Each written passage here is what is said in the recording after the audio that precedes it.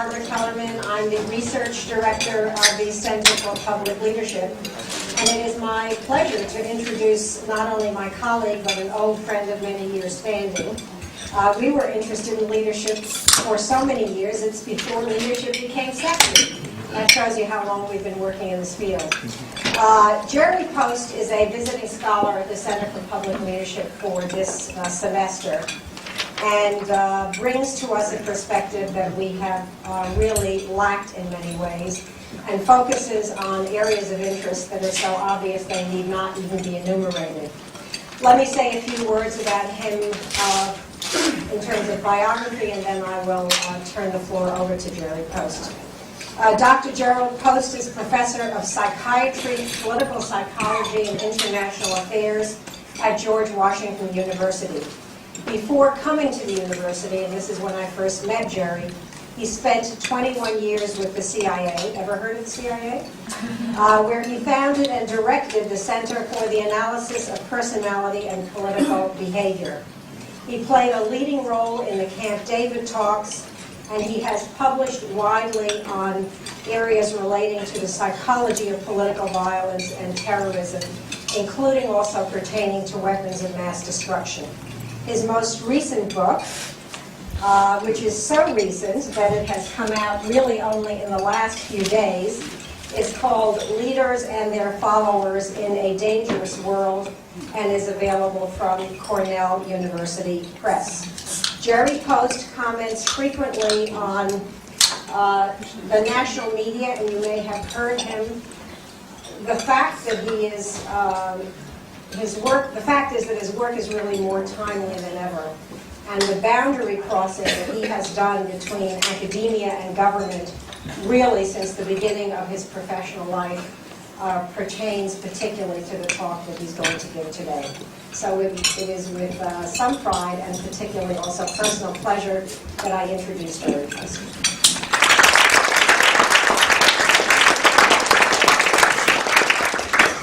Thank you for that very warm introduction, Barbara, and the feelings are surely mutual. What I'm going to do today is sketch out some of the thinking I've developed over the years in trying to understand the mind of the terrorist. This goes back to the late 70s, and after the success of the Camp David profiles. In fact, we were asked, this was during the epidemic of terrorism, that was can you apply the same at-a-distance psychological assessment techniques to understanding terrorist psychology, the psychology of terrorist groups, the psychology of terrorist leaders? And we volunteered to do that, and my group started pursuing that. This goes back to the late 1970s. Now, when President Bush made that kind of rousing comment after 9/11, this is the first war of the 21st century, that was certainly very stirring to us all, and gave images of an inevitable victory for the United States and the surrender ceremony of the USS Missouri. But it was not only a bad metaphor, but it was historically inaccurate.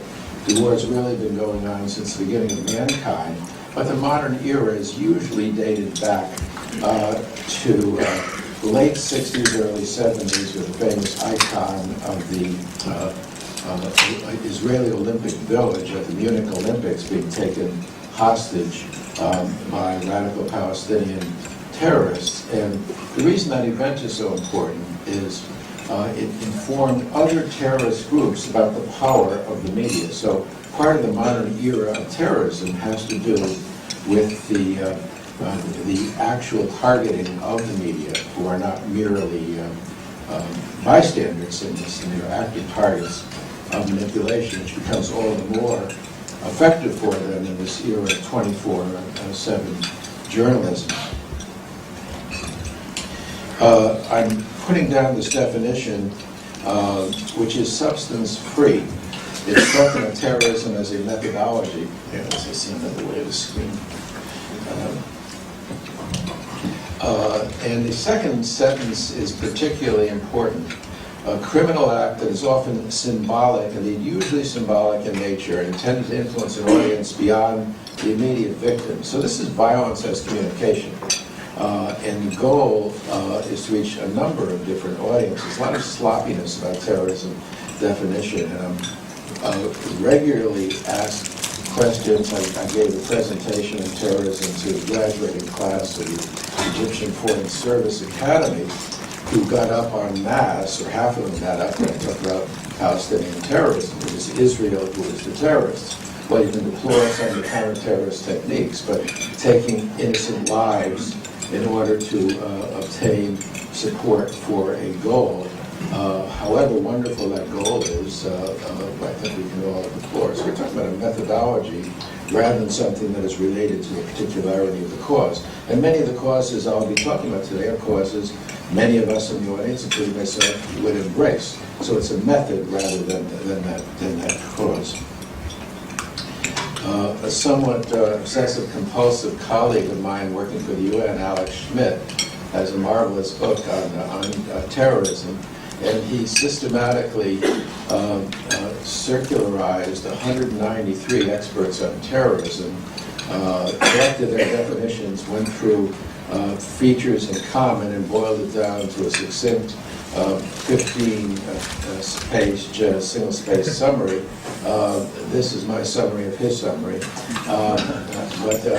It's kind of important to understand. Let me walk you through this. The target of the violence themselves is the innocent victim, the non-combatants, such as those working in the World Trade Center, or passengers in Pan Am 103, the women and children in a pizza parlor in Tel Aviv, the innocent victims, the non-combatants. The target of terror is the members of that class.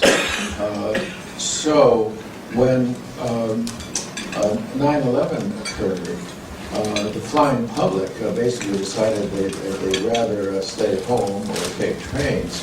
And when bin Laden, after that, sent out this kindly piece of advice to, what he said, his observant Muslims to not fly in planes and not work in high-rise buildings, that was not designed to be helpful to observant Muslims. The goal of that was the primary goal of terrorism, to terrorize.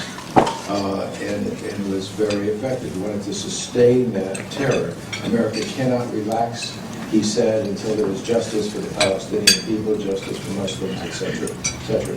The target of compliance, sometimes called extortionate terrorism, is when terrorists, say, take the 847 skyjacking, you may remember at the early era of terrorism in Beirut, where the TWA plane was skyjacked. And the terrorists said, unless you, the United States, get Kuwait to release the Kuwaiti 7, we will be killing American passengers on the plane. And they first killed Lieutenant Sletton. And an interesting example of the role of the media, in that the media are not merely reporters, but are active participants. BBC was reporting that event, widely listened to, not only in Europe, but in the Middle East. And I get this from a good friend of mine who knew the PLO interlocutor in that event. And at one point, after this one death, after many hours of the standoff, and so we were all fascinated, shut down regular programming on television for days during this. BBC reported, there's reason to believe that soon this terrorist event will end without further loss of life.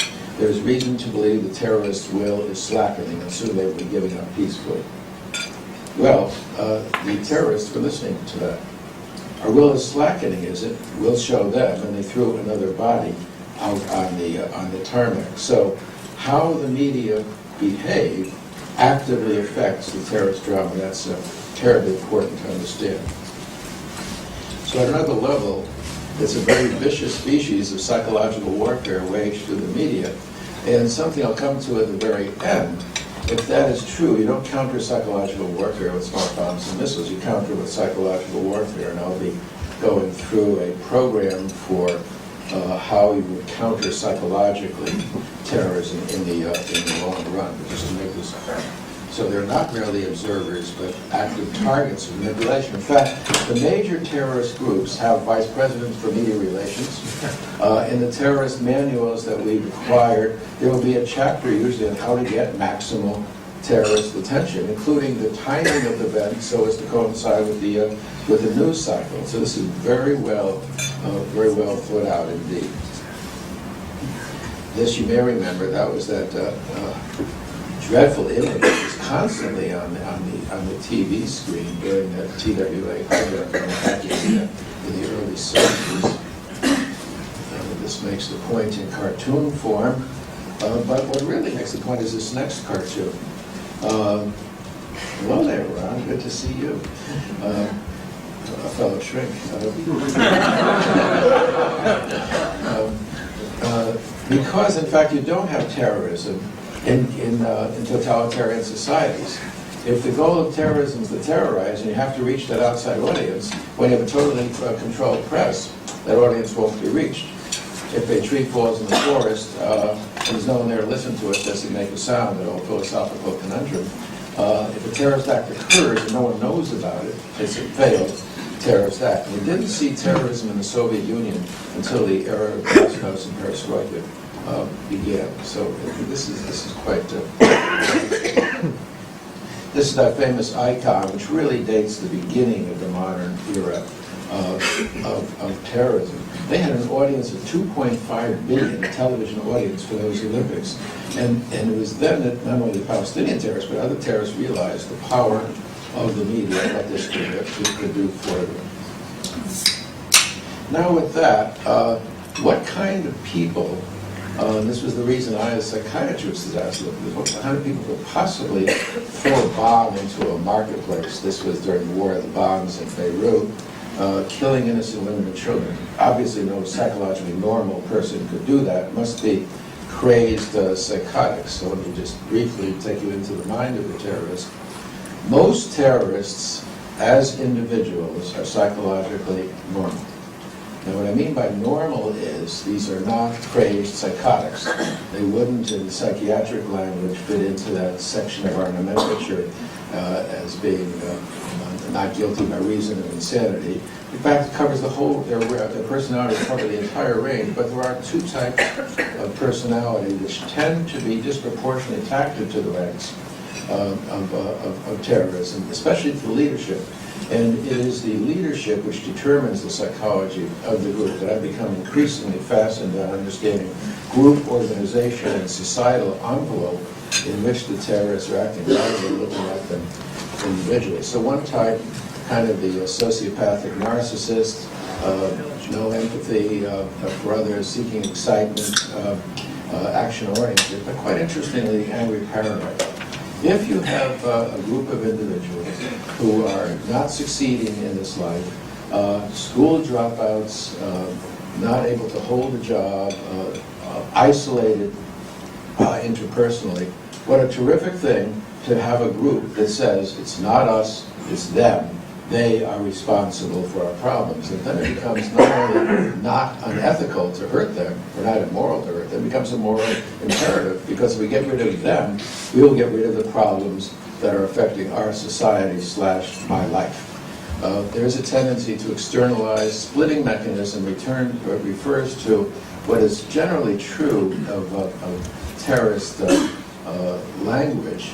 We are all good, they are all bad. All the problems come from them. We have no responsibility.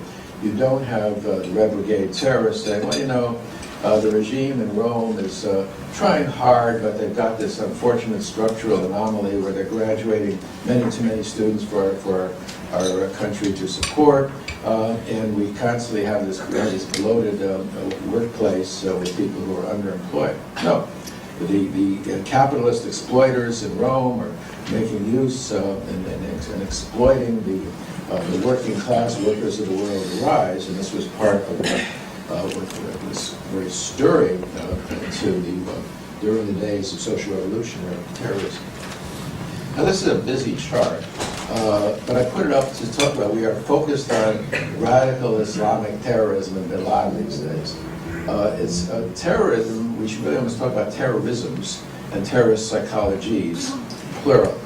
across the top, in reading in Hebraic style from right to left, and more alliteratively, we have crazies, criminals, and crusaders. Back again to the crazies. There are individuals who have committed acts for a cause, but they are not permitted to be, in fact, in terrorist groups. Terrorist groups expel emotionally unstable people or don't let them in the first place. It would be a slur against them if an act occurred that was occurred by a crazy. Secondly, there are security risks. You wouldn't have an emotionally disturbed person in the Green Berets. You wouldn't have them in the Special Operations Group of a terrorist group. Criminal terrorism is blending into political terrorism in the Andean nations, where the earlier social revolutionary terrorists of FARC, ELN, and so forth now have become narco-terrorists for the narco-trafficantes in return for the financial benefits they have. They're able to sustain their organization. Many would say, even though they still keep giving voice to their Marxist-Leninist cant, that in fact there's been a significant diminution in the revolutionary fervor, and they are now sustaining themselves through criminal activities. But we'll be focusing on political terrorism. At the middle tier, again, right from left, state terrorism refers to the circumstance when the state uses the powerful weapons of the state against its own citizens. A notorious example being the dirty wars in Argentina, where we had a new verb form for disappear. People were getting disappeared by the government who were opposed to the government. Everyone was being labeled a terrorist. Anyone who doesn't support what we do is a terrorist, who's on the side of terrorists. You may have heard some version of that after 9/11. Another example of state terrorism would be Saddam Hussein himself against the Kurds with the poison gas attack against his own citizens. This would be state chemical terrorism. State-supported terrorism, every year there's a list put out by the Department of State. It's of great concern to the United States. This is the states supporting terrorism in a variety of ways in order to attain their foreign policy objectives. And the usual residents of that list are Iran, Iraq, Syria, Libya, North Korea, Cuba, and Sudan. Libya has finally won its release from that list by virtue of some of its recent moves in revealing its own programs of weapons of mass destruction. We'll be talking mainly on the psychology of sub-state terrorism. Across the bottom tier are listed 5 groups. In the early era of terrorism, the 2 most prominent groups were the social revolutionary terrorists of the left, the Baader-Meinhof gang, the Red Army faction, the Red Brigade, speak to Marxist-Leninist rhetoric, seeking to form a socialist state by undermining the capitalist imperialist conspiracy, and the nationalist separatist terrorists of Fatah, the IRA, ETA in the Basque region of Spain, seeking their own national, seeking an independent state as a minority, feeling dominated by the state at large. In that modern era of terrorism's beginning, everyone was competing for attention for their cause, and you would often have multiple claims of responsibility for an act. They wanted to influence the West, have an impact on the West, and if you think about it, that has interesting implications for weapons of mass destruction and terrorism. Most terrorist groups want to call attention to the West, to their system and the inequities. Too much violence would be counterproductive for their cause. There is a startling exception to that, which I will be focusing on, and that's radical fundamentalist terrorism. In the late 1980s and early 1990s, there was a steep increase in actions by terrorist groups for which there was no responsibility claim. Why? These were the actions of radical fundamentalist terrorists who weren't seeking to influence the West, but to expel the West, number one. But secondly, more importantly, they were killing in the name of God, So they didn't need the New York Times story or that CNN story because they were killing the name of God, and God already knew what they were doing. Right-wing terrorism sort of took off in some ways at the end of the Cold War. Well, let me give you a brief theology lesson, and then we'll dispense with right-wing terrorists, because you may not be aware of some of the peculiar ideology that has driven some of the right-wing terrorists. This is from some of the documents attributed to the Church of Jesus Christ Christian, which is the terrorist, which is the political wing for which the Aryan Nation is the main group. And at their summer retreats at Hayden Lake, they would regularly bring in some of the more extreme militia groups. And Timothy McVeigh was very much steeped in their literature. In the beginning, when God created Eden, Eve mated with two. She mated with Adam, was blonde-haired and blue-eyed, from which came the Adamic race, of which Christ was a member, and this was the true chosen people, the Aryan nation. She also mated with the serpent, which was the devil in disguise. From this came the spawn of the devil in human form, the Jews, of which Cain was the first representative. When Cain slew Abel, that was the prototype of the genocide of the white race that the Jews, the spawn of the devil, were planning. However, the Jews could not do that alone, and what you may not be aware of is Eden was not the first attempt at creation. There was another attempt before Eden. God screwed up earlier, apparently, and from this came what we call the mud people, blacks and people of color, who were subhuman.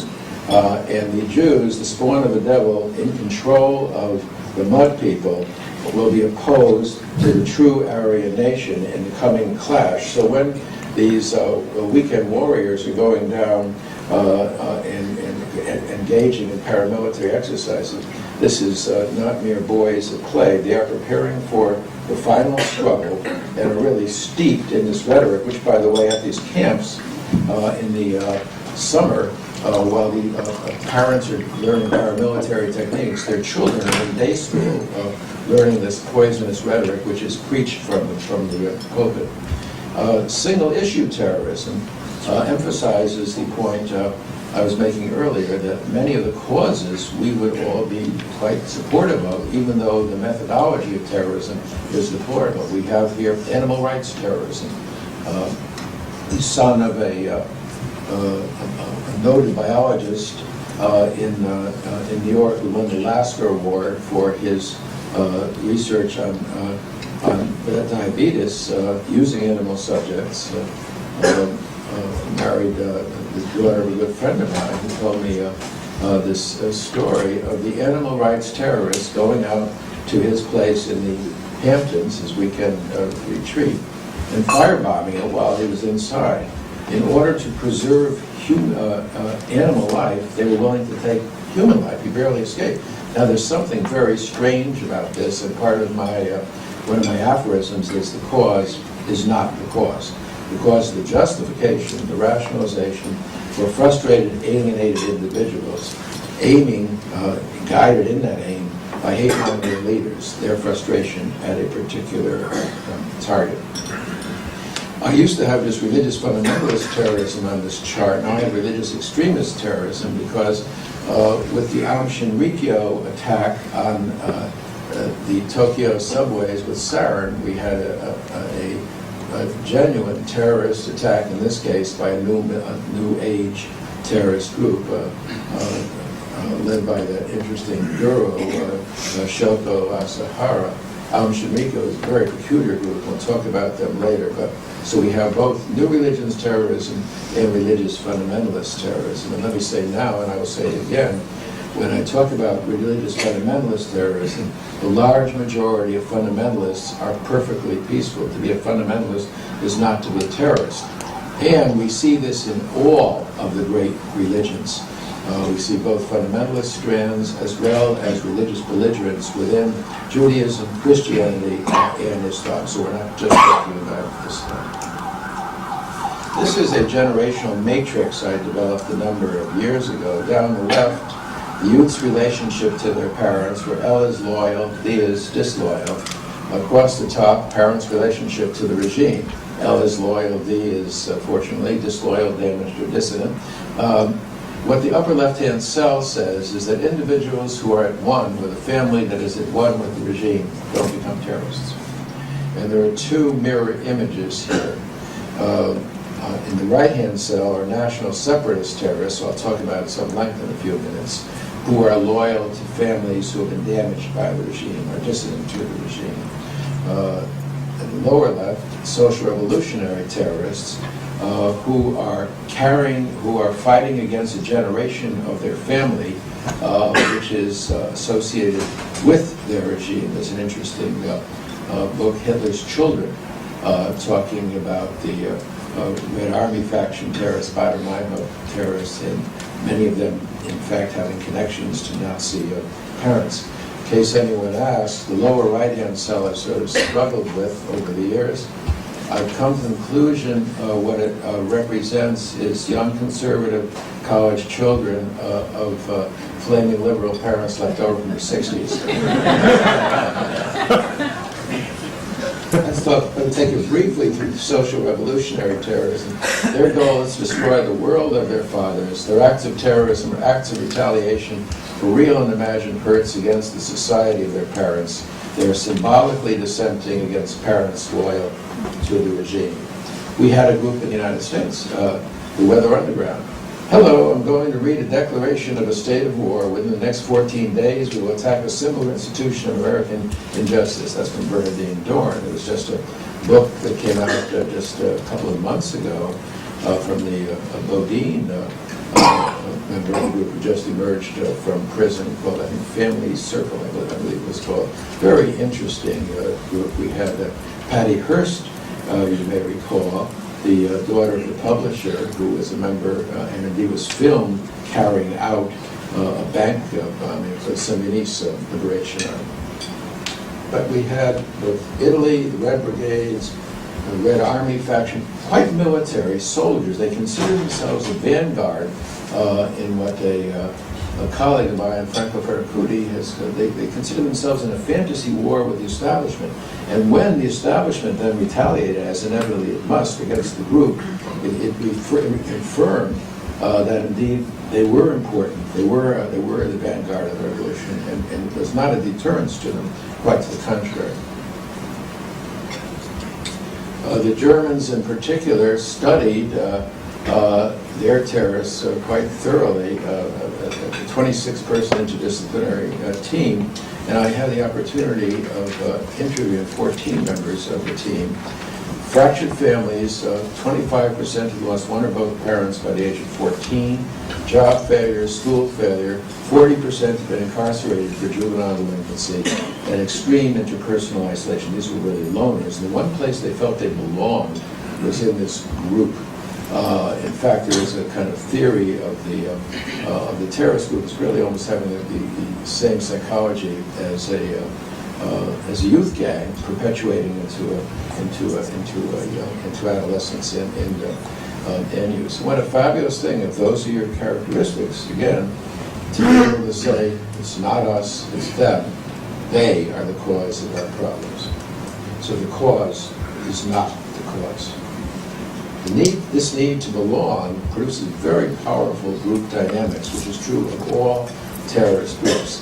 And again, I want to emphasize this, it is the group, the organization, that is crucial, not the individual. Once a person is caught up in that group and is regularly being exposed to this very polarized rhetoric and seeks, and especially for the underground group, which was the case with the social revolutionary terrorists, it's very powerful indeed. Lenin says the purpose of terrorism is to terrorize. Poe says the reason for becoming a terrorist is to belong to a terrorist group, period. Let's go now to the national separatist terrorists, the upper right-hand cell. They're carrying on the mission of their parents. Their acts of terrorism are acts of retaliation for hurts done to their parents and grandparents by society. They are loyal to parents damaged by the regime, be it in the pubs of Northern Ireland or the coffee houses in Gaza and the occupied territories in Beirut. They have heard about the terrible things the regime has done to their family, stealing their land, depriving them of economic goods. There's a three-generation theory of the national separatist terrorism. The first generation has had the wound, the Armenian genocide as an example. The second generation is in the coffee houses or the pubs talking about it bitterly, about this having ruined their lives. The third generation saying it's time to stop talking and start acting. Some scenes from Northern Ireland. And let me give you a TAT test here. What do you see in this picture? That's, by the way, the brick wall along the green line between the Protestant and Catholic sectors in Northern Ireland. What do you see here? Literally. A woman pushing a carriage and describe her. She looks very... Right. Maybe in that window at the back there's a figure. It's a little bit hard to tell. You see the rubble of warfare on the ground. What's in the big carriage? Could be a bomb, right?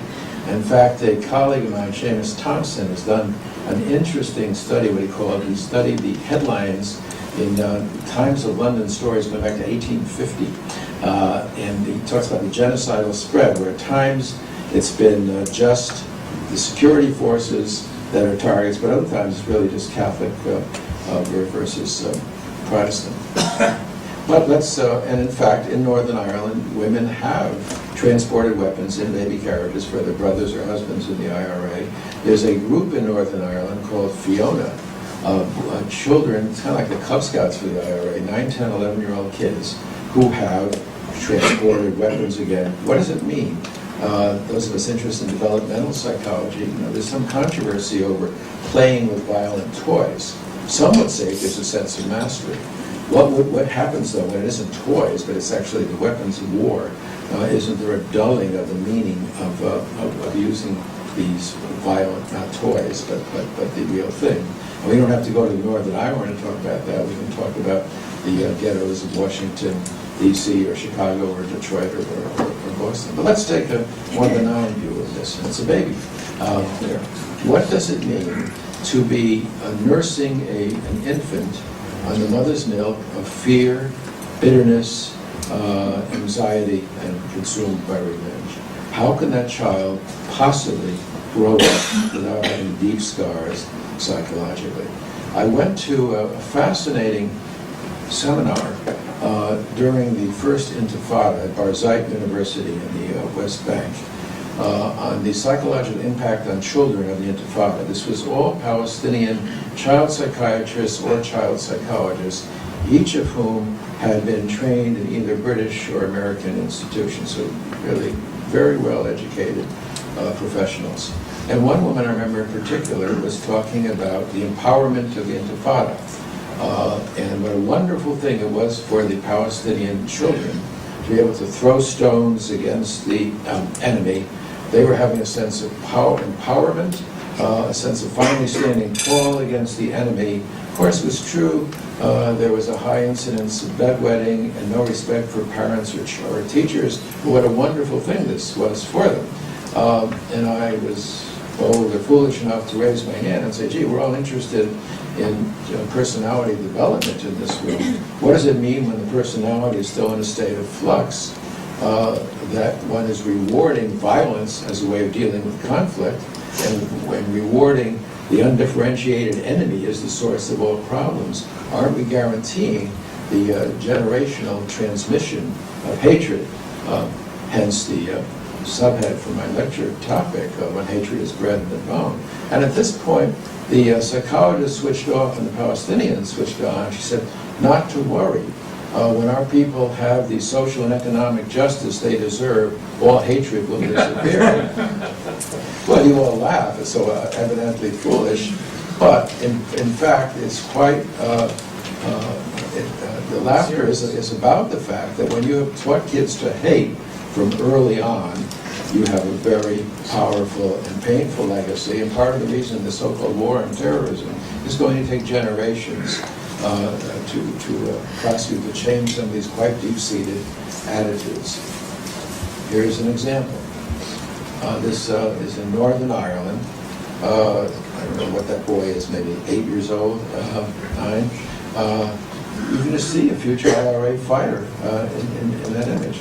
The signing of the Good Friday Accords will not put an end to this deeply seated and culturated attitudes within him, and that cause of all our problems are them.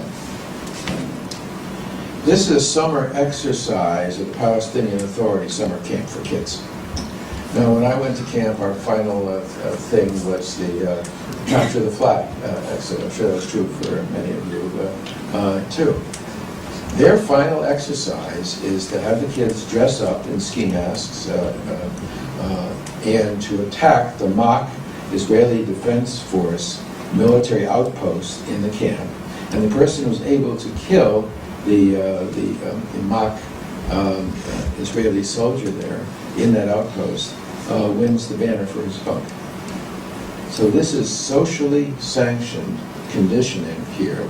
What a heroic thing it is, and I must say I find myself increasingly focusing on not the leadership here, well, the leadership who is putting these programs in place, but how deeply seated we are seeing these attitudes, age 5, 6, 8 years old, kill the Jews, kill the imperialists, kill the Americans throughout the Islamic world. Now, I had a really interesting project, which was actually I got the page proofs, not page proofs, the final translations back just weeks before 9/11. In fact, I had this kind of peculiar idea that maybe the best way to find out what makes terrorists tick was to ask them, which really there's been very little interviews of terrorists, in fact, and got sponsorship from the Smith-Richardson Foundation, and with an Israeli team of interviewers who I had spent considerable time training. They were retired Mossad interrogators, and their way of interviewing was rather different than the one I was trying to fluster. But what I basically taught them how to do, here were people who were going to be in prison for many life sentences, I wanted them to play to their egos and help them make sense of what they did. We got many of them to be really talking with some pride of what they had accomplished, and once they started doing that, could talk about how they got into the group. Very interesting information on their parents' attitude about political violence, their parents, what the parents had taught them, the group dynamics within the group. Quite fantastic information, really. A couple of quotes. I belong to the generation of, we have 14 secular nationalist terrorists and 21 religious fundamentalist terrorists who were all in Palestinian or Israeli prisons. I belong to the generation of occupation. My family are refugees from the 1967 war. The war and my refugee status were the seminal events that formed my political consciousness and provided the incentive for doing all I could to help regain our legitimate rights in our occupied country. By the way, these are direct quotes from taped transcripts. Where you're going to be seeing, I think what you'll be persuaded is very normal, sensible enemies. They're not crazy individuals. As a youth, I remember seeing devastating pictures of the occupiers' conduct. For example, how a border police patrol entered the vegetable market in Nablus and delivered turns over stalls. Enlistment was for me the natural and done thing. In a way, it can be compared to a young Israeli from a national Zionist family who wants to fulfill himself through national service. And it's really very interesting. I was talking to a colleague who teaches in the law school here at Harvard each fall, Ariel Marara from Tel Aviv University, really a member of that little mafia. We've been working together for probably 30 years now. He said, it was very interesting. He was here watching the fever for the Patriots last fall, and was struck at how similar but how different Palestinian youth are from America. American youth idolize National Football League heroes, American National Basketball Association heroes. They'll be talking together when they're having their ice cream and sodas and about wanting to be this when they grow up. Palestinian kids, he said, are just the same. Over their ice cream sodas, they're gossiping too about their heroes, the shaheeds, the martyrs, and talking about how, almost competing with each other, how that's what they want to be when they grow up. So we have normal adolescent psychology, which, however, has really quite different hero figures in mind. My motivation in joining Fatah was both ideological and personal. It was a question of self-fulfillment, of honor, and a feeling of independence. The goal of every young Palestinian was to be a fighter. And in fact, when we interviewed them, when we were asking them why they joined, we got these peculiar looks. What are you talking about? Everybody was joining. After recruitment, my social status was greatly enhanced. I got a lot of respect from my acquaintances from young people in the village. And that's a distinction with the group dynamics of these social revolutionary terrorists who are an underground group. Here, they are known within the community, and their families and they are given great support for this action. Recruits were treated with great respect. A youngster who belonged to Hamas or Fatah was regarded more highly than one who didn't belong. Anyone who didn't enlist during that period of the First Intifada would have been ostracized. This is a court case I became involved in with the Department of Justice in 1997, tried in federal court in Washington. An Abu Nidal terrorist who in many ways almost epitomizes the history of some of these people. He was in charge of the terrorist mission to skyjack an Egypt airplane. They were down over Malta. There was a standoff, and in the ensuing SWAT team attack, 55 people got killed in this botch. It was a dreadful event. Malta, after having him in jail for murder for 7 years, released him because it was a political crime, which was quite terrific. But we had an interesting issue of double jeopardy. He was then, through the doctrine of extraterritoriality, which we may or may not approve of, was then snatched by the FBI and couldn't be tried for murder, was tried for skyjacking, which was a federal crime. In the 1948 war, his mother was 8 years old at that time, and they were living in Jaffa, the Islamic counterpart of Haifa, right in the heart of Israel, and were forced to flee and went to the West Bank, her grandparents' farm. There they lived a rather idyllic life until 1967, when our terrorist-to-be, Mohammad Rezak, was 8 years old. And then the 67 war occurred, and they were forced to flee, now ending up in a refugee camp in Jordan. At this point, his mother says to young Reza, he had heard about this before, this is the second time this has happened to me. First we lost our home in Jaffa, now we're losing our home in the West Bank. When he went into Jordan, there were schools provided with UNESCO funding, and he was taught by a PLO teacher who was a member of Fatah. The reputation of Arafat was powerful at that time, and was circulating around, and he was taught the only way to become a man is to join the revolution and help regain and restore the land stolen from your parents and grandparents. He had, from age 9 on, reading, writing, arithmetic in the morning, and paramilitary techniques in the afternoon. When he took over, when he finally went from violent group to ever more violent group and ended up in the Abu Nidal group and went and carried out this mission, it was, for him, the fulfillment of his lifelong dream. He was finally doing something to win back his parents' territories, those parents and grandparents. And just to give you a flavor for the psychology of these individuals, I still have the short hairs in the back of my neck stand up on end when I think of this interview. He was explaining to me, it was kind of like a military debriefing almost. He was explaining to me the impasse that had occurred. He had very good English by this time. He said, so we were stuck, doctor, and I told them they needed to be refueled in Malta to go on to Libya, and I told them we would only release the hostages when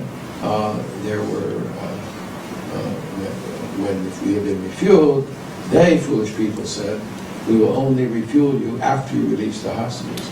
So I was told I had to make them take me seriously, and that the first people to kill were the Jews. And I went through the passports, and I found the passports of 2 Israeli women. And I had the porter bring back one of them to me, and I grabbed her hair in my left hand, put a revolver to her head, and said, I'm about to kill an Israeli woman passenger. And they, foolish people, said, we will not give you fuel until you release the hostages. So I blew her brains out. By then I was getting rather hungry, and I asked the porter for some lunch. And he brought me a pita sandwich. It was very nice. And I thought then surely they would take me seriously. I said, well, I've killed one Israeli woman. Are you going to give us fuel? We told you, foolish people, they said, we told you we are not going to give you any fuel until you release the hostages. So, and I interrupted at this point. I said, so I grabbed her hair in my left hand, put the revolver to her head, and I stopped him at this point and said, how did it feel killing a woman? And he then explained to me, it was like a mantra kind of, oh, well, it was explained to me that in Israel, both men and women join the military, therefore both men and women are the enemy, therefore they both deserve to die. And he said, and then I blew her brains out. Then the next class of enemies to shoot was Americans, and hence getting into an American court. And after the 5th American was shot in the head, they then stormed the plane. But it was the matter of factness and the pride and the fact that these were not, and the humanization, this is the enemy whom he was killing, as weren't people. He had no discernible reactions. With that, let me shift to religious fundamentalist terrorism, and some of this will duplicate, for those of you who were there yesterday, part of what we talked about yesterday, and I will move swiftly through this and then spell out in a little more depth than I did yesterday the implications for counterterrorism. Killing in the name of God. It's kind of interesting, if you think about it, to have religious authorities extolling the virtues of killing. It turns out, if you trace the etymology of the commandment, thou shalt not kill, it really should be thou shalt not murder. And in each of the texts, the Quran, the Old Testament, and the New Testament, there are circumstances when killing is not only allowed, but it becomes a sacred obligation. It's certainly particularly true in the Quran, but I'll give you a verse from the Old Testament in just a moment. While bin Laden is a Wahhabi Sunni, and Khomeini is Shia, of course, it was some of the same ambiguous verses from the Quran that Khomeini simply to justify his acts of violence that bin Laden has singled out. Rabin, it was said, was that in killing Rabin, Amir, the Jewish fundamentalist terrorist, in effect, killed peace, and it may well be true. Amir was very proud of what he had done and boasted that he had to do this because, according to the radical rabbinate in Israel, the judgment of the pursuer had been fashioned to Rabin. That goes back to a verse in Leviticus, thou shalt not stand idly by thy brother's innocent blood, which in effect says if your brother is being pursued by a killer, you must kill the killer in order to save your innocent brother. And through the Oslo Accords, by putting a group of terrorists in the very borders of Israel, Rabin was in effect joined the ranks of the pursuers and was threatening the lives of Israeli citizens and deserved to die. The army of God. Who will rise up for me against the evildoers, or who will stand up for me against the workers of iniquity? Bombing abortion clinics, killing physicians who perform abortions, nurses, healthcare workers. Whether one is pro-life or pro-choice, and I'm sure we have both sentiments represented here, we can all not only abhor, but also be perplexed by taking human life in order to preserve human life.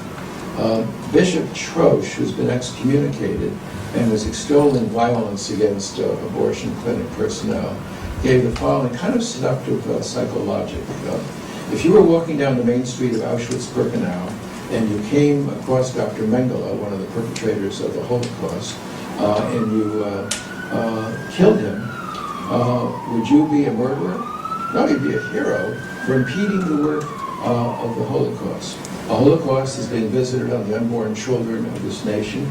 Anyone who kills a doctor, a nurse, or a healthcare worker in one of these clinics that help contribute to this Holocaust is not a murderer. They are a hero and deserve our reverent admiration. There's a kind of persuasive black and white logic to that, which indeed many of his followers pointed to. Alan Shinrikyo, fascinating man. Shoto Asahara not only was quite powerful with his cult, but he was actively recruiting at the PhD level molecular biologists, microbiologists, virologists, inorganic chemists, organic chemists, nuclear physicists, and also recruiting nuclear engineers, pursuing all three weapons of mass destruction programs simultaneously. And belief in science, which is one of the indicators, by the way, when a group is moving from conventional terrorism to weapons of mass destruction terrorism, who's being recruited. But this was totally beneath the screen internationally, but it was a protected religious group. He also had a kind of high-tech way of guaranteeing the security of the group. It was the Aum Shinrikyo was kind of like a roach hotel. It was easy to get in, but you couldn't get out. And when this couple tried to defect, he had an industry-sized microwave oven, and when they captured them, they were incinerated, medium rare, in the microwave-sized, in the industry-sized microwave oven, which seriously concentrated the attention of other potential defectors. Fundamental differences between religious fundamentalist terrorism and other terrorisms. Other terrorisms are interested in influencing contemporary society. Fundamentalist religious terrorism wishes no dialogue with contemporary society, wishes to eliminate modernizing influences, and in particular radical Islamist terrorism seeks to eliminate Western presence and influence. They are hierarchical and authoritarian, so there's an absence of conflict because these people have had a religious authority say what we are going to do is God's will, and they are the authentic interpreters of the holy work, be it Korean, Old Testament, or New Testament. At the age of 16, I developed an interest in religion, was exposed to Muslim Brotherhood. The mosques and the religious clerics in my village provided the focal point of my social life. I'll go through these fairly swiftly so we can have some time for questions. But just note, the Sheikh used to inject some historical backgrounds which would tell us how we were effectively evicted from Palestine. The Sheikh also used to explain to us the significance of the fact that there was an Israeli Defense Force military outpost in the heart of the camp. He compared it to a cancer in the human body, which was threatening to its very existence. That's language out of the Holocaust movie. Now, in the Quran, there is a strict proscription against suicidal terrorism. Whoever kills himself with an iron weapon, and the iron weapon will remain in his hand, he will continually stab himself in the belly with it in the fire of hell, eternally, forever and ever. No ambiguity there. In talking with the suicide bomb commanders whom we had the opportunity of interviewing, one of them got very indignant when we asked the question, given you say this in the name of Allah, how can you say that when the Quran proscribes suicide? Because you're talking about suicide terrorism. This is not suicide. Suicide is weak, it is selfish, it is mentally disturbed. This is istishhad, which is martyrdom or self-sacrifice in the service of Allah.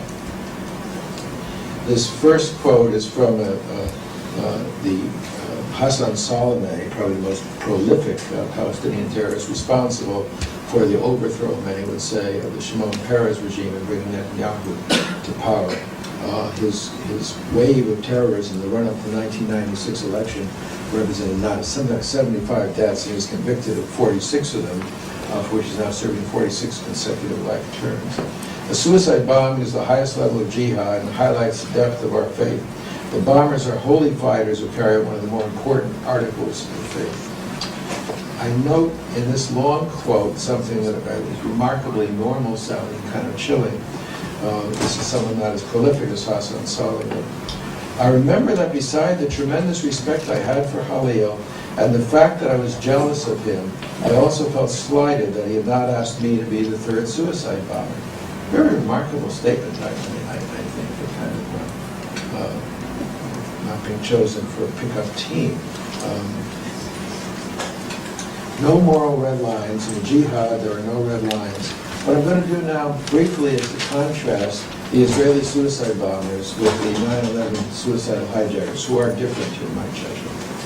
17 to 22, uneducated, unemployed, unmarried young men, although that is changing. We now see women carrying this out. We've had a father of 3, father of 6 carry out one of these acts. It's becoming deeper and broader within society. But at the time these suicidal autopsies were conducted, this was a general finding.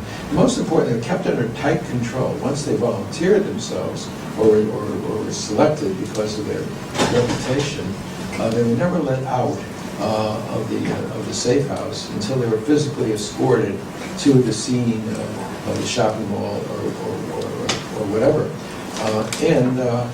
This was to guard against backsliding. Remarkable contrast with the September 11th terrorists, whom I see as fully formed adults who, however, are true believers of the cause of radical Islam as articulated by the disruptive charismatic leader Osama bin Laden. Late 20s to early 30s, 28 to 33, with the exception of a few late add-ons for muscle. Some higher education, bin Laden, Atta, and his colleagues were actually in graduate school in Hamburg. Comfortable middle-class backgrounds in Saudi Arabia and Egypt. Interestingly, on their own in the West for upwards of 7 years, blending in with society, exposed to all the temptations of this bloody, buzzing, blooming confusion of a democracy we live in, and seeing the temptations but opportunities too. No stereotype, they were here. And yet, carrying within them like a laser beam while they're blending in, the goal of taking thousands of lives while giving up their own lives. They were accused of being hypocrites. They weren't bearded, they weren't seen praying, they weren't seen fasting. What kind of Muslims were these?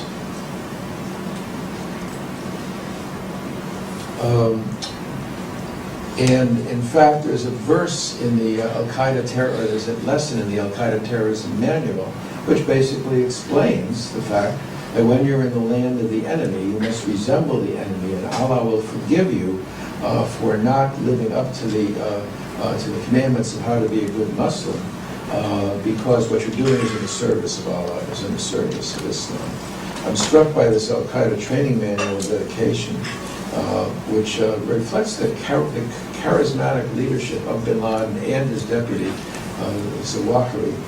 The confrontation with calling forward the apostate regimes does not know Socratic debates, Platonic ideals, or Aristotelian diplomacy, but knows the dialogue of bullets, the ideals of assassination, bombing and destruction, of diplomacy, of the cannon and the machine gun.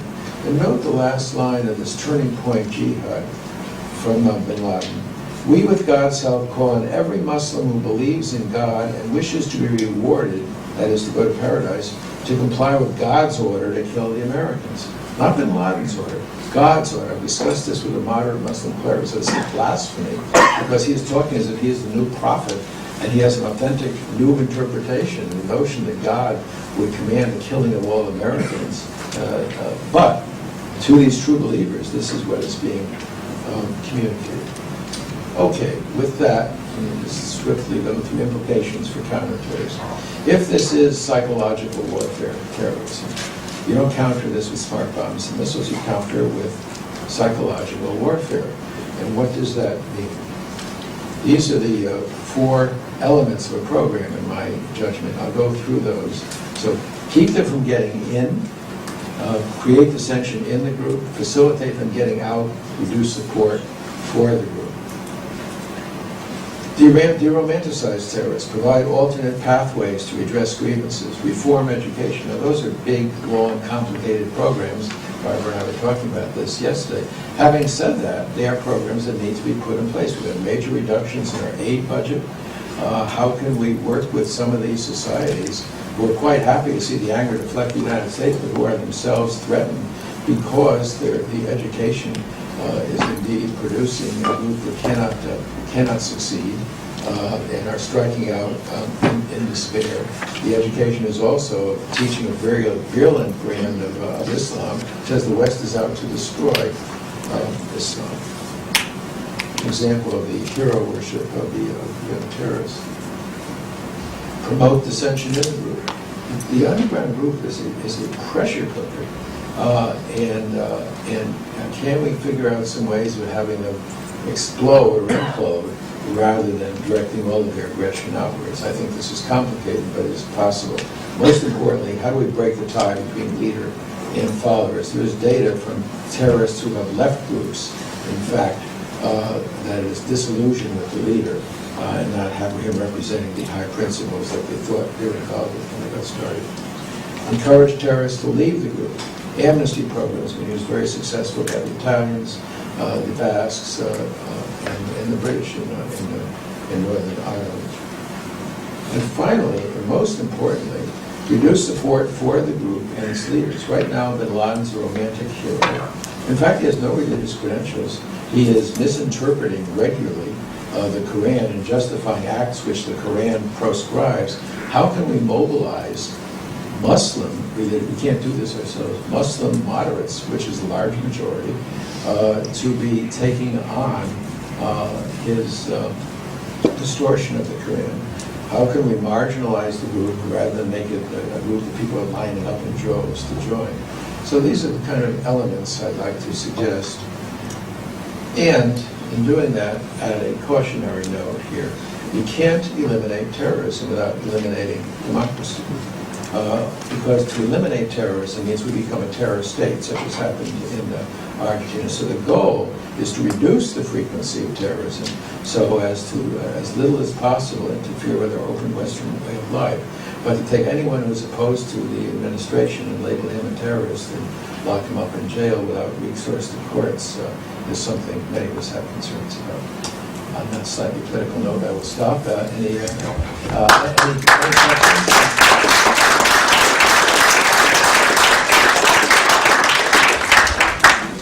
Yes. I'm just wondering, when you're working with the terrorists, do you find that there's any eroticization of the violence? That is occurring. There at least is one example. And there are other examples before, and Jessica has some interesting interview material that we probably collaborate on it. I wouldn't make that as a widespread generalization. In general, I think part of what I'm trying to communicate is we're talking about a highly, increasingly valued social behavior, which is valued by the group. So these are not individuals on the periphery. Now, what attracts some to the extremity of this behavior versus others? Does that contribute? For some, it probably does. Yeah. Can I argue on the devil's side? Is it possible that by encouraging totalitarian and dictatorial regimes in the Islamic countries, particularly in the Middle East, like Saudi Arabia, which is known as the Or Egypt. Or Egypt, the state of USA. The Saudis will tell you that this is the state of USA, the first state of USA. Or the Europeans will say this is the backyard of USA. Now, by encouraging totalitarian or dictatorial royals in those countries, are you not encouraging young men to express their resentment to an extreme measure? Yes. In fact, back again to my first bullet, inhibiting young men from joining the groups in the first place, we really have kind of had a devil's compact in some ways with several of these countries. There's a virulently anti-West media in Egypt, for example. We're giving them, what, $2.5 billion a year in aid. I should think we'd have some leverage to say, by the way, sir, we would appreciate you not appoint, and the appointment of the editors is entirely within the hands of Mubarak. We would appreciate it if you would use your good influence to select editors who wouldn't be portraying, who wouldn't be fostering this climate of violence.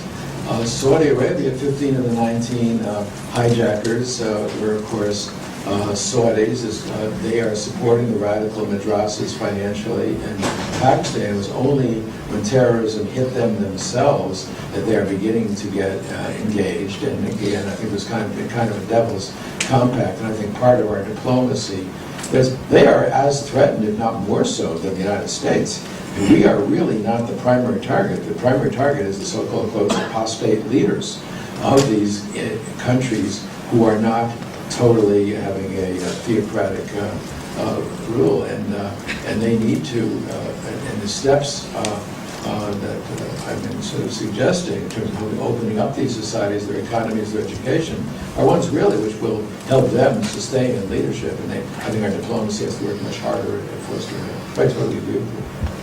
Yes, all right. Well, a couple of questions. One is, it was easy to see when you were talking about political terrorism or national separatism.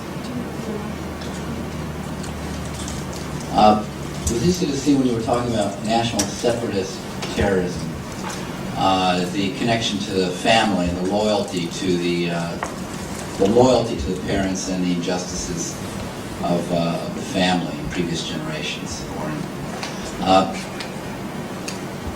Connect for me then when you move to religious terrorism, which really does have seems like it has a strong political overlap. But bin Laden doesn't seem to be owned by his family. So there's a complex... In fact, it's disowned his family, and it's disowned by them. So there's a complex loyalty or disloyalty. So I'd like you to comment on the psychology there. The second thing is, those of us of a more politically liberal persuasion tend to look at terrorism and see poverty and humiliation, which is, I think, wrong. Not that there isn't poverty and humiliation, but there's a lot more poverty and humiliation in the world than there is terrorism. And it seems to me that the key missing ingredient is grandiosity as a frequent effect of traumatic experiences or family traumatic, but that the grandiosity itself is ideological and theological and has strong roots in it. So if we address terrorism as a problem of poverty and humiliation, that leads to very different policies than if we address terrorism as a problem of grandiosity, in which one has to stand up to grandiosity in order to deflate it. Well, those are two excellent If questions. you could help me think through both. On the first question, in my neat separation of national separatist terrorism from religious fundamentalist terrorism, it's really not so neat as that. In fact, the national separatist terrorists, uppercase, we now have them moving into martyrdom operations, and many of them are Muslims. So I see the National Separatist Al-Aqsa Martyrs Brigade as being uppercase national separatist, lowercase religious in origin. Moreover, as some of the quotes for the religious fundamentalist terrorists talked about how the Sheikh used to inject how we were expelled. So they're kind of uppercase religious and lowercase national separatists. On the second point, I wouldn't talk to grandiosity so much as the main title in the center, which Barbara helped bring here to the Kennedy School of Leadership. That when you have discontented individuals, that leadership by a hate-mongering leader can be pointed and mobilized. But in fact, your point about poverty is a very important one. I was at an experts meeting in Oslo last summer, helping prepare a white paper on the roots of terrorism for UN General Assembly. And in fact, there is no statistical data on relationship with poverty. There are countries rife with poverty where there's no terrorism, right. And then there are extremely wealthy individuals who become involved. That, Osama bin Laden inherited $57 million on his 16th birthday, no poor person he. That is really, if all we have to do as the United States is give our abundant riches to help make the world one where there's no societal inequity and terrorism, all it will disappear. Having said that, in the countries where there is a great deal, where there are terrorist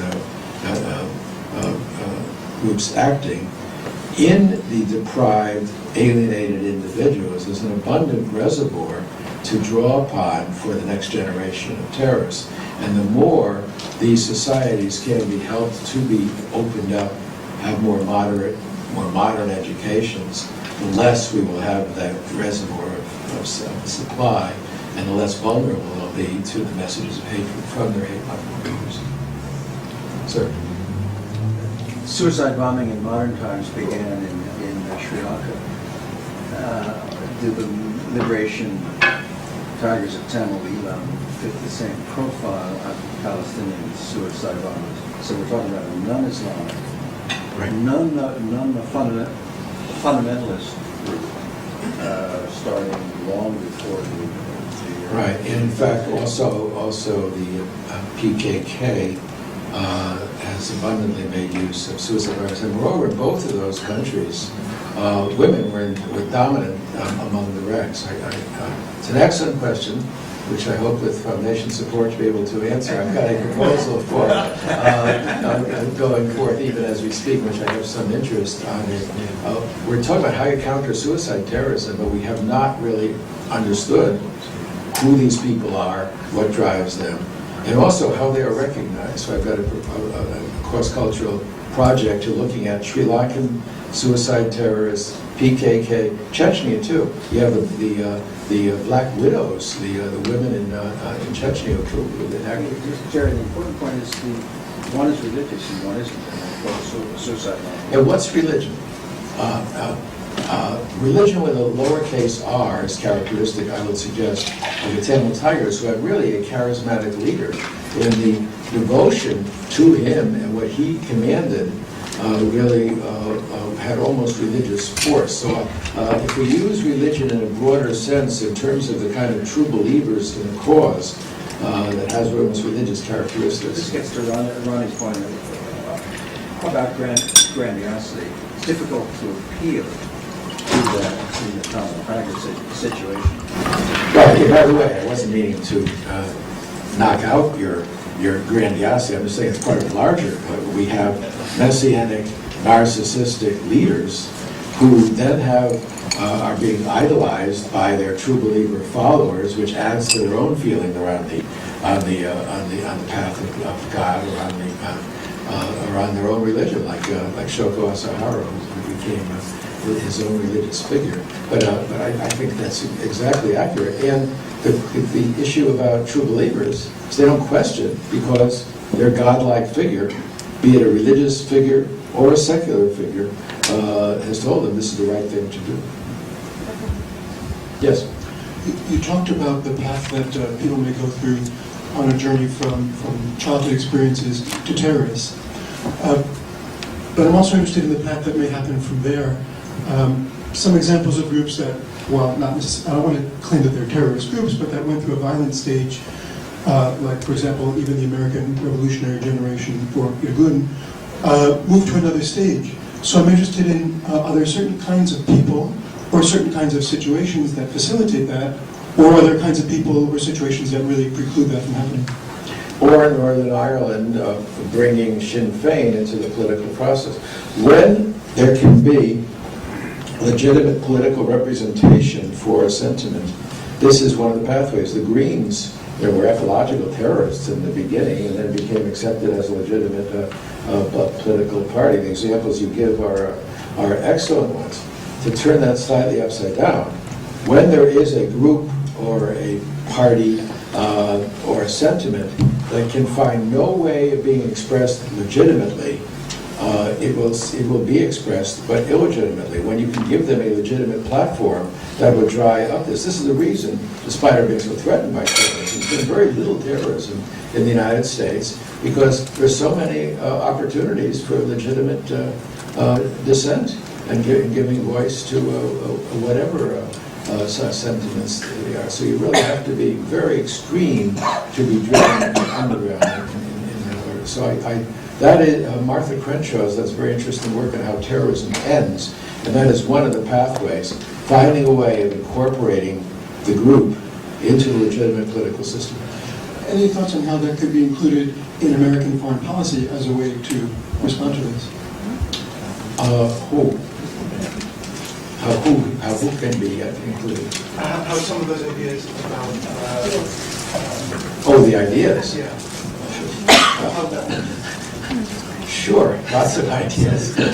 But you make a broader point, which is how important it is in whatever is going on domestically that every word is being heard, and it's terribly important that the words being spoken are resonating in an international audience, and that we need to have an inclusive rather than an exclusive rhetoric, and finding ways of conveying the values we stand for rather than the rather distorted portrayal of our values that comes out through some of the Middle Eastern media, for example. I think it's, and in fact, I think that is not just an interesting idea. I think that should be the primary battle we should be fighting, how to counter some of the exaggerated versions of who the United States is, what we stand for, and the values which we hold beyond MTV and McDonald's.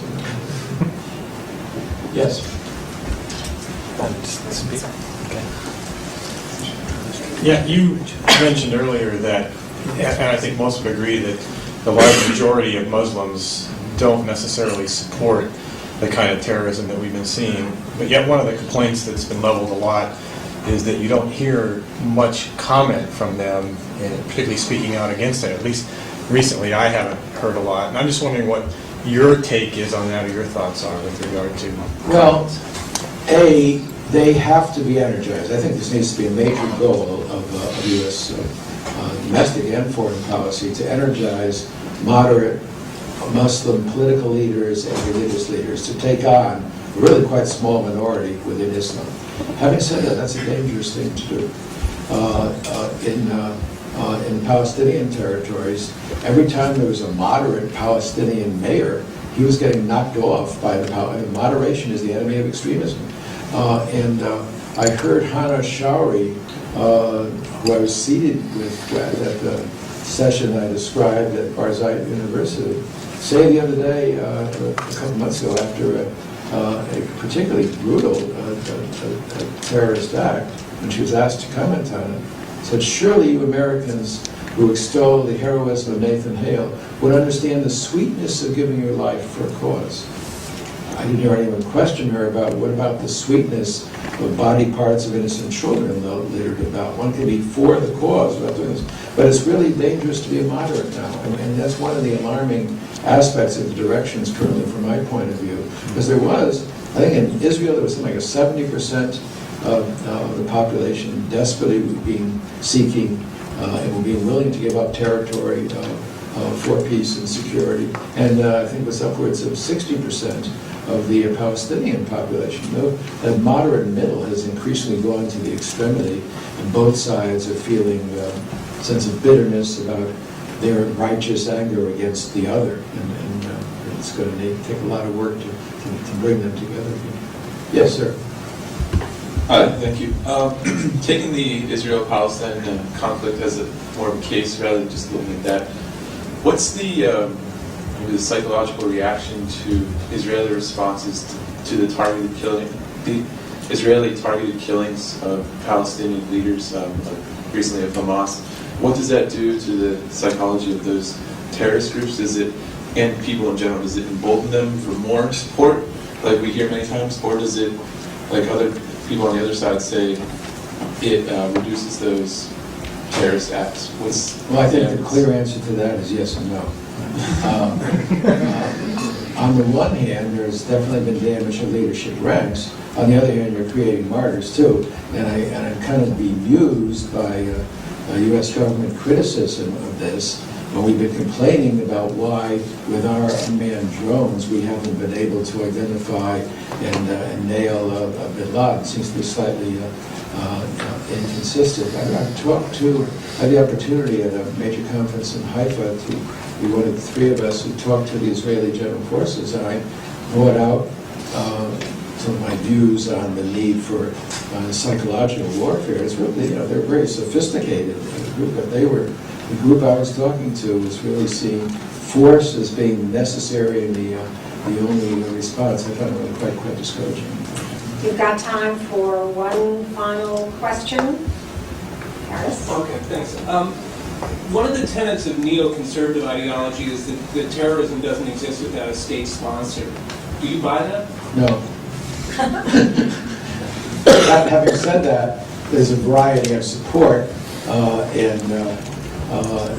is possible, and many of the states are quietly applauding as terrorist groups carry out work which they see as mobilizing populations against the United States. But there's a variant from groups who are totally dictated to by the states. Hezbollah is pretty strongly under the influence of Iran, for example, and others who are given safe houses, some logistical support, some financial support, but by no means are under that control. But we are talking about transnational terrorism now that is sub-state level, but that has an international breadth. In the killing of bin Laden certainly will not end that, nor will the destruction of the Iraqi leadership, as is already clear, end what seems to be an increasing epidemic. Jerry, thank you very, very much. Very, very smart and look up very, very serious. Thank you. My great pleasure. Barbara Kellerman, I'm the research director of the Center for Public Leadership, and it is my pleasure to introduce not only my colleague, but an old friend of many years standing. We were interested in leadership for so many years, it's before leadership became sexy. That shows you how long we've been working in this field. Jerrold Post is a visiting scholar at the Center for Public Leadership for this semester, and brings to us a perspective that we have really lacked in many ways, and focuses on areas of interest that are so obvious they need not even be enumerated. Let me say a few words about him in terms of biography, and then I will turn the floor over to Jerrold Post. Dr. Jerrold Post is professor of psychiatry, political psychology, and international affairs at George Washington University. Before coming to the university, and this is when I first met Jerry, he spent 21 years with the CIA. Ever heard of the CIA? Where he founded and directed the Center for the Analysis of Personality and Political Behavior. He played a leading role in the Camp David talks, and he has published widely on areas relating to the psychology of political violence and terrorism, including also pertaining to weapons of mass destruction. His most recent book, which is so recent that it has come out really only in the last few days, is called Leaders and Their Followers in a Dangerous World, and is available from Cornell University Press. Jerry Post comments frequently on the national media, and you may have heard him. The fact that he is the fact is that his work is really more timely than ever, and the boundary crossing that he has done between academia and government, really since the beginning of his professional life, pertains particularly to the talk that he's going to give today. So it is with some pride and particularly also personal pleasure that I introduce Jerry Post.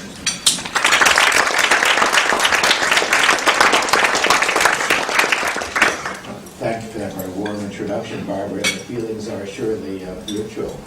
What I'm going to do today is sketch out some of the thinking I've developed over the years in trying to understand the mind of the terrorist. This goes back to the late 70s, and after the success of the Camp David profiles. In fact, we were asked, this was during the epidemic of terrorism, that was can you apply the same at-a-distance psychological assessment techniques to understanding terrorist psychology, the psychology of terrorist groups, the psychology of terrorist leaders?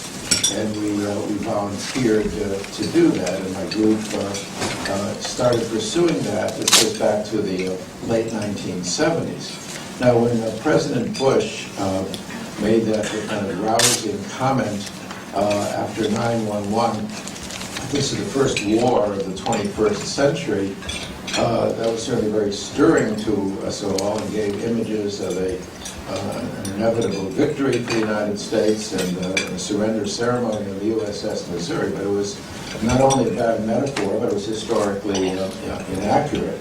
The war has really been going on since the beginning of mankind, but the modern era is usually dated back to the late 60s, early 70s, with the famous icon of the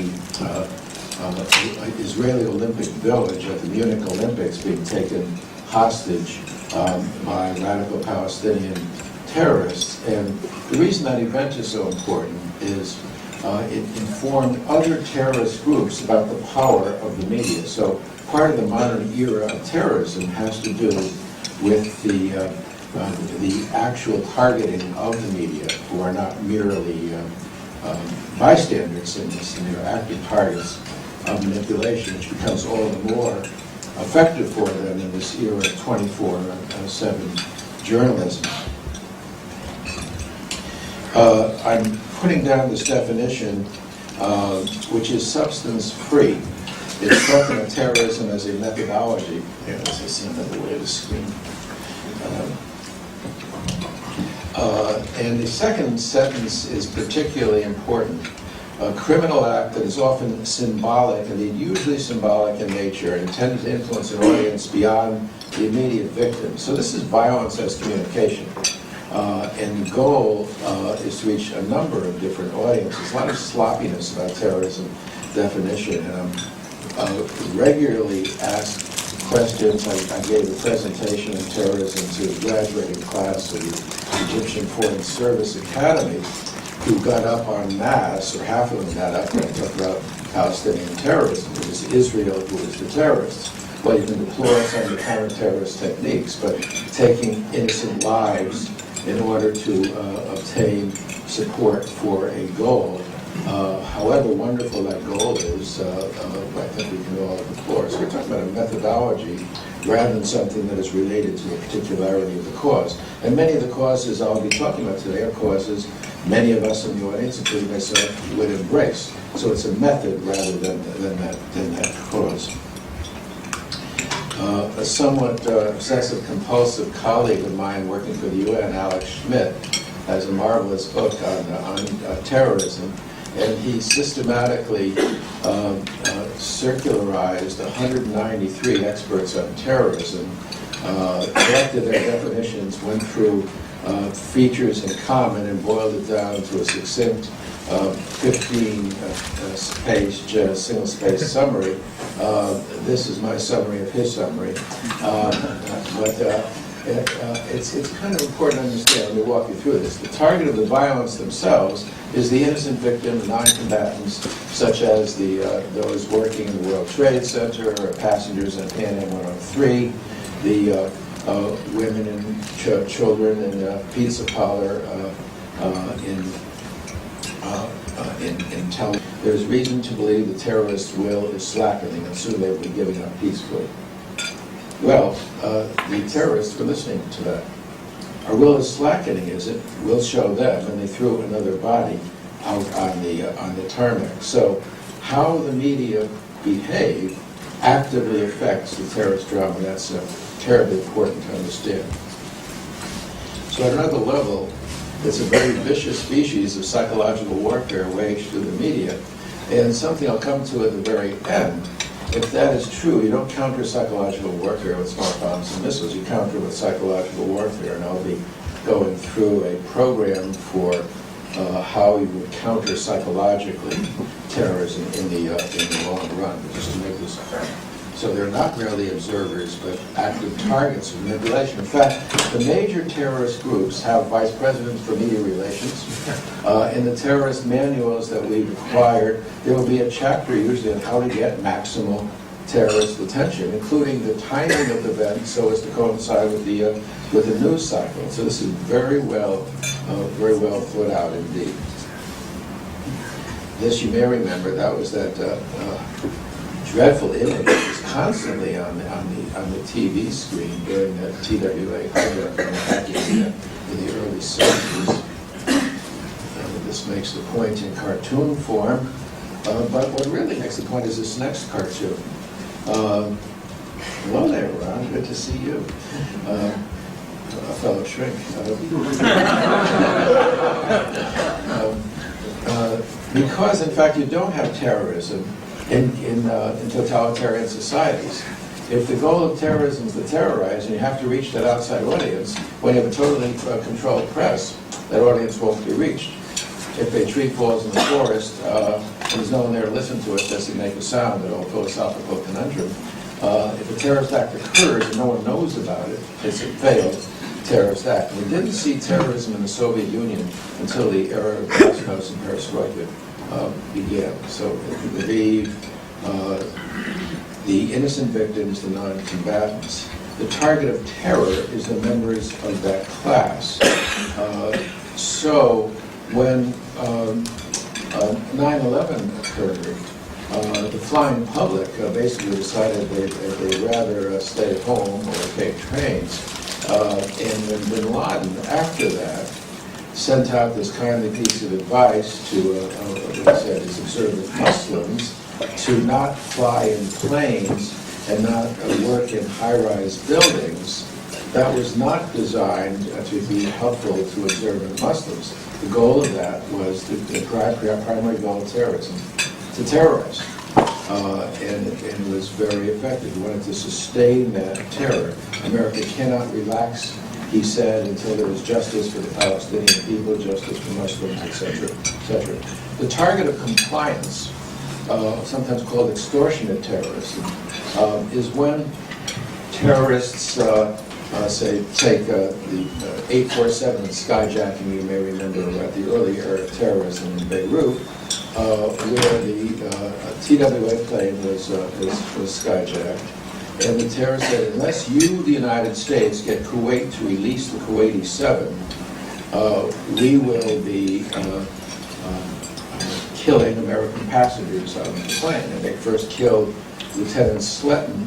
And an interesting example of the role of the media, in that the media are not merely reporters, but are active participants.